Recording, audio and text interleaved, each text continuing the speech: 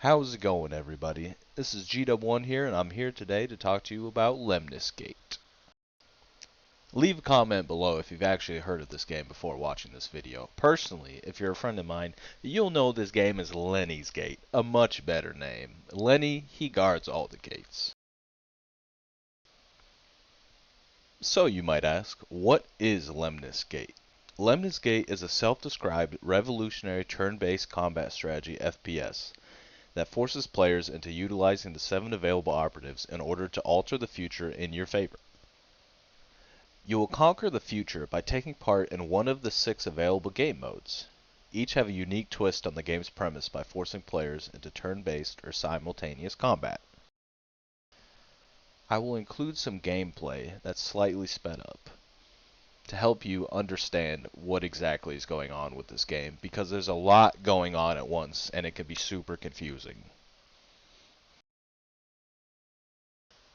What you're watching now is one of the 6 available game modes in Lemnis Gate, which is Seek and Destroy. The attacking team has 5 rounds to destroy the resistors across the map. In response, the defending team must prevent the assault.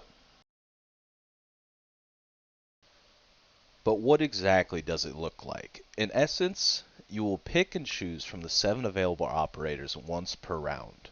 Only one operator can be used in a half, so use them wisely. You will control that operator for 1 round, either until the time runs out or the enemy kills you. From that round forward, that operator will be controlled by the AI and will mimic whatever you did in the round before. That creates the potential for you to team kill yourself in any round on accident, or kill an enemy player simply by shooting down a lane. Similar to chess, you will need to approach every single round thinking of what you can do to counteract the enemy team. What operative best defeats the opposing operative as quickly as possible, so that your mimics can run out and do their duties. This process repeats in different orders depending on the game type. You will need to coordinate your operatives to achieve maximum synergy in order to capture a point, retrieve a fragment, or destroy a stationary cube. The possibilities for operative combinations and strategies are almost endless. Once more for the people in the back, you will be playing turn-based combat in Lemnis Gate. Be careful of the actions you take each round, as your AI companions will be mimicking it each round. I will be walking you through a single round to provide some much-needed clarification. Remember, this is not the first round of the match. Between rounds, you are given control of your drone. Your drone will provide you with an aerial view of the map. Utilize this to your advantage by studying what your opponent is doing. Pick an operative to counteract what they're doing and to stop the chain of events. In this particular instance, I'm surveying the map to decide which side needs more attention.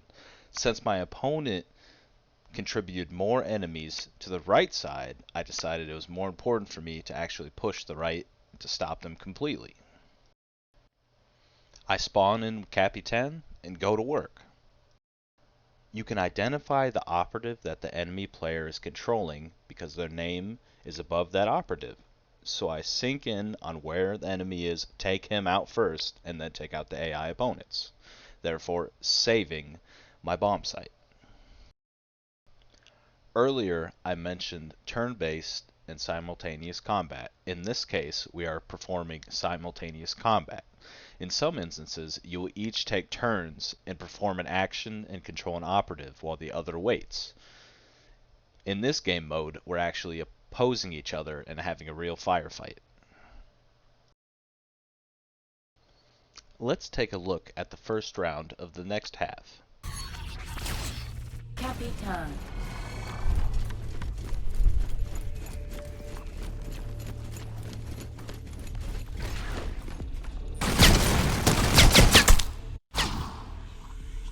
With some much needed assistance from the game's performance, my opposition quickly killed me after I picked Capitan. After surveying the field, I decide this is the perfect opportunity to use Striker, as everyone's in the middle of the field.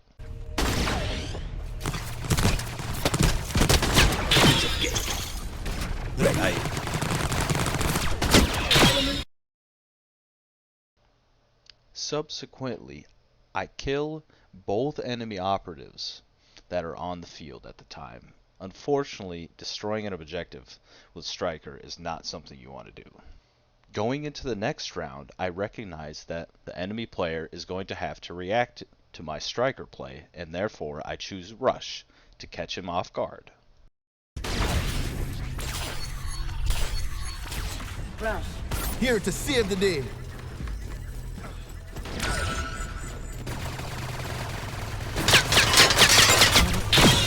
Them not even trying. Good to go. Reload. We destroy them. Woohoo! Bless. Woo! That round in of itself gave me the upper hand for the rest of this half. I quickly defeated the enemy player before he could actually do anything with Carl. That means that the enemy player would have to offset 2 separate rounds to come back. This is when I bring out the big guns. Deathblow can easily destroy an objective by himself, so I bring him out solo B. Therefore, every round after, he will be a threat at B, forcing my opposition to have to go and deal with that. So I decide it's time to solidify my victory by using Carl to support the rest of my team. And I absolutely fail. Hello, everybody.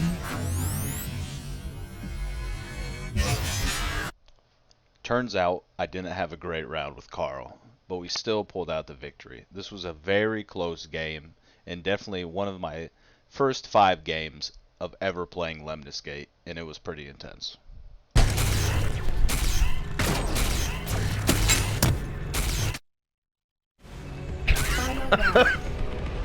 Draw. It's a draw? We won! What? Let's go. Hell yeah.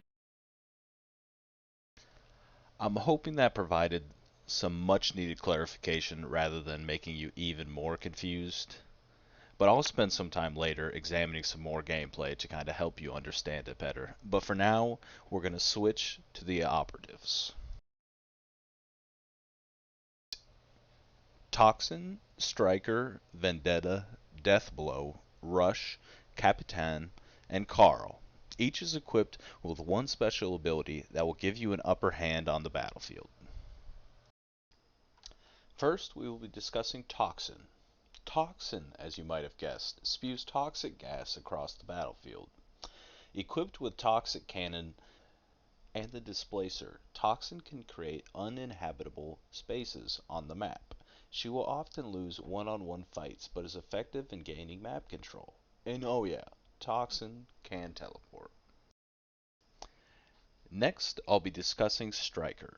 Striker is one of the most powerful characters in the game. Striker is your classic sniper class. Equipped with a zero-drop rifle and ripple effect, Striker can assassinate crucial operatives on the opposing team. Ripple allows you to slow down time for a duration, ensuring you hit that shot.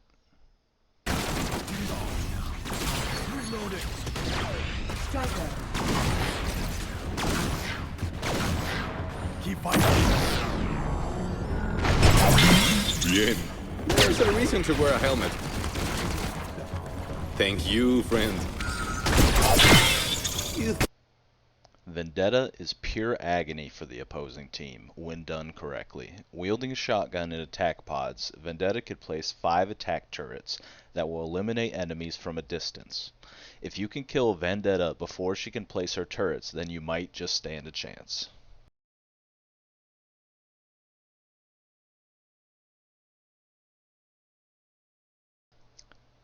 Deathblow brings the Thickness and the Eradicator as his main weapons. This rocket launcher can easily remove enemies from the battlefield and capture objective points. Utilize his proximity mine to solidify your upper hand even after death, since the mines could be triggered even after Deathblow is long gone. Rush is pretty self-explanatory. You will zoom across the map to remove that pesky operative with his dual shredders and connect booster. Rush can be used to win a few early rounds for your team, forcing the opposition to react accordingly. Rush especially excels at gathering the objective points from the field. So what you want to do is set up your Rush AI to go out and grab these points and return to your base. That you can then use your other operatives to protect Rush while he's doing this. Capitan is old reliable. Capitan is equipped with an auto rifle and a frag grenade. She can be used to counteract many of the other operatives, creating an opening where your team needs one. Use the frag grenades to quickly kill an opponent or destroy one of Vendetta's turrets. This also works on certain objectives. Enemy down. And the Enemy lag made operator it so down. he still killed my guy. Sharp as ever. Yeah, rock star. Ready. Reload. Last but not least is Carl. Carl is your robotic homie. Carl brings lethality and support to the table with his precision beam and protection orbs. His precision beam is a constant stream of death that will reduce foes to nothing. When you're not showering the enemy in damage, you will be utilizing Carl's shield to protect your other operatives. This can be tricky at times, but is very effective, especially when counteracting the striker on the opposing team. Now that you've had a brief introduction to all the operatives, I'm going to walk through a game with you. That way, I can actually explain what's going on in real time. In this game, I will be playing Seek and Destroy one-on-one with another player. This will be a turn-based match. At the beginning of the game and every single round, you will be given this view of your drone. Your drone will allow you to drive around the map and watch the events unfold time after time. That way you can select which operative you want next. From there, you select one of the available operatives and go about your round. In this turn-based game, my objective is to destroy both of these objectives. So the very first round, I am the only one actually playing. So I select Rush and quickly go to each objective and destroy them, gaining points for my team. This applies pressure to my opponent by forcing his hand and actually committing an operative to killing Rush. What you're seeing here is me actually droning my opponent and waiting for him to make a move. That way I can react in the next round, because in the turn-based combat, when your opponent goes, you can drive around your drone and see what they're doing. So I identify which operative he's using. That way next round I can make a selection as to what I need to do.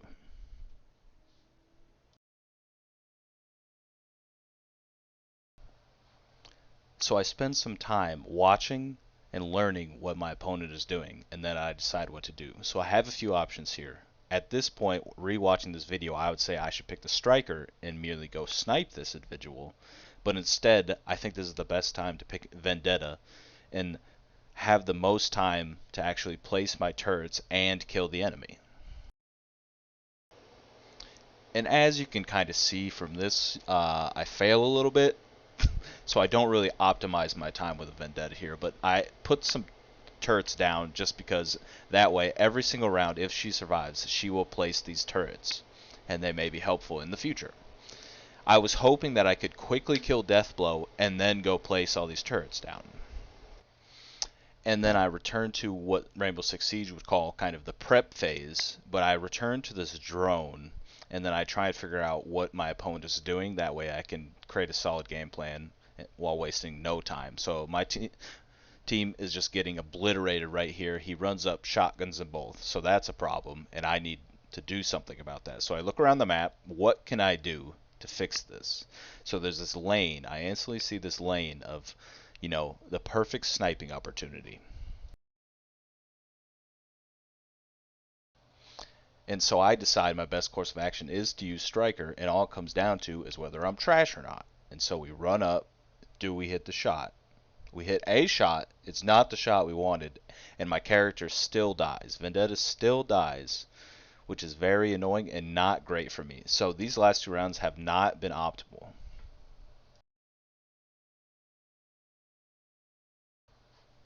And then so I finish out the round, and then we have to switch to my opponent's perspective. And so I take some time to watch what he's doing instead.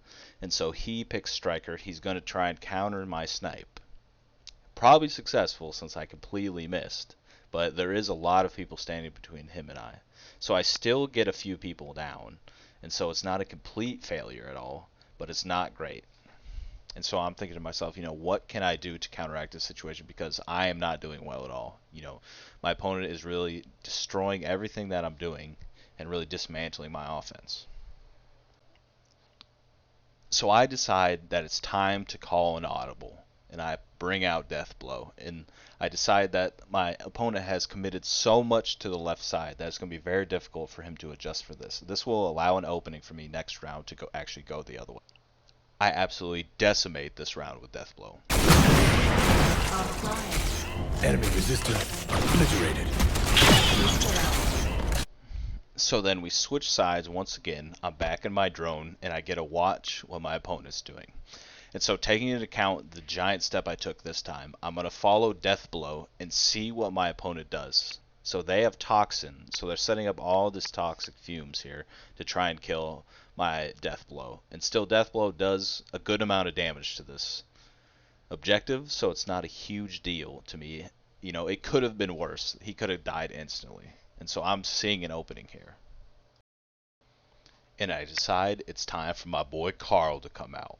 And so here I'm going to try and do two things. I'm going to try and use Carl to protect my team and to go eliminate some of the problems here on the left side. So I shield the first Vendetta that goes in, and she's going to survive a little longer than usual, and I absolutely decimate these two. And then I actually team kill. Good job. Great work. And then I get to the objective. We destroy this objective. So overall, this is a great round and great use of Carl. I eventually die from the mine, but it's not a huge deal because it's setting things in motion. And so I'm going to watch what my opponent does here. Let's see. And so he pulls out Rush. He decides to send Rush after me, which is a good play if he can kill everyone. And he almost fails here. Almost fails because the shielded character runs in and kills a few people. But unfortunately, that means that my opponent takes the first round. So he was on defense this first half. I was on offense. Offense is very difficult in this game mode. You almost never win. And so I'm happy with the few points that I did get. And so we switch sides here, and then I now have to watch my opponent play the very first round and counteract whatever he's doing instead. And so this person is going to elect to also use Rush in the very first round. I sped it up a little bit because no one wants to watch that trash can play. You're here for GW1. And so my big brain immediately goes, okay, so the first round is kind of shitty because the opposition gets to go in and do whatever they want. So I, around that same base of thought, am like, okay, well, let's be Vendetta and go set up all these turrets to be super annoying instead of actually going for them. I mostly do that because, of course, I can eliminate Rush later very easily if I really, really need to. It's not a huge problem.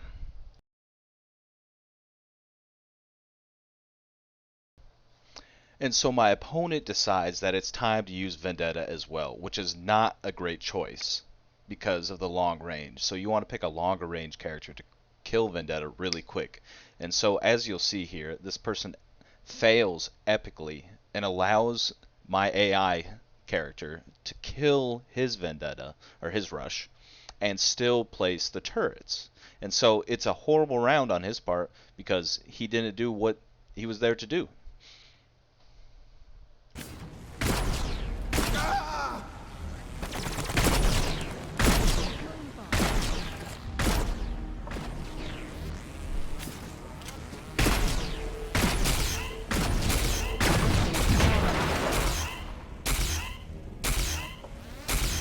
Doesn't have enough time. And so this next round, I'm like, oh, easy money. I'm going to pick Rush. I'm going to get to the middle way faster than this idiot. And I'm going to kill his Vendetta and then allow me time to go do other things. So this is a perfect example of how you can set up your AI to go and do something else later in the game. So I actually kill his vendetta, kill his character, and now you can see me shooting this image of an enemy. And so if that guy was alive, that AI was alive, they would be there shooting my objective. And so I'm setting up my rush to actually come back and play defense for me a little bit. And so once again, we're kind of in the planning phase, and I'm back in my drone, and we're going to look and see what's going on. So right now my opponent is actually replaying what happened the previous round before he picks a character. And so once they do pick a character, they're going to pick Toxin for some reason and try and kill me really fast. And you're going to want to pay attention to the bottom right and see how well that goes. This person completely fails. And you can see it. There's my rush AI, and he kills the opponent and rushes by this Toxin. He absolutely fails this round. He doesn't even kill my AI player. And so my AI player can then go and do whatever it wants, and then my opponent's player will miss every round following that round. So he's absolutely trash, tiny little brain.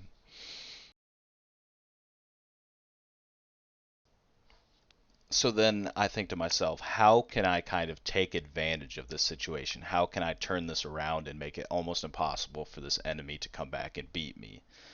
And just knowing what he's going to do, I pick Capitan to even make it even more devastating for this individual by rushing up and killing this Toxin and then allowing for almost all of my team to stay alive.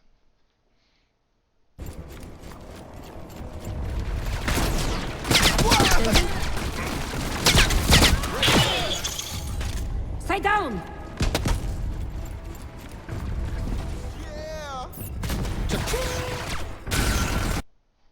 And I will give props to my opposition as they did pick Death Blow, which was very handy for them in this next round, which actually helped them almost make a little bit of a comeback because it allowed them to kill so many people at once. But the big thing I want to highlight here is that my AI operatives almost actually kill my opponent here. And so you can see right about here, my AI is going to be shooting forward, and this enemy turns to his side to look at me.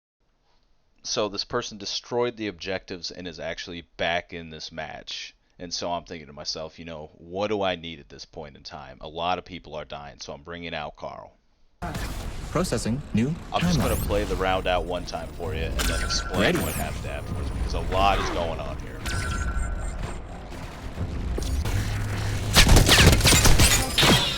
Critical hit. Resistor is offline. Energized. 2 kills. 3 down. So right off the bat, you see that I fail miserably at landing this shield, which sucks. I then push up and do a great job of slaying these 2 operatives before some crazy shit goes down here.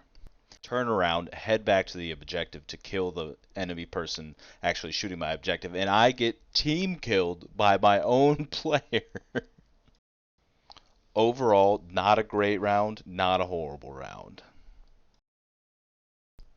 So once again, it's my opponent's turn, and so I'm trying to think, you know, what is he going to do this round to try and stop me? What's going to happen? What's kind of some drastic stuff that's about to take place? And this guy picks a sniper and heads way outside, and I'm not sure exactly what he's doing. This person fumbles the bag so hard. They had to have been shooting the objective, which is not effective with the sniper at all.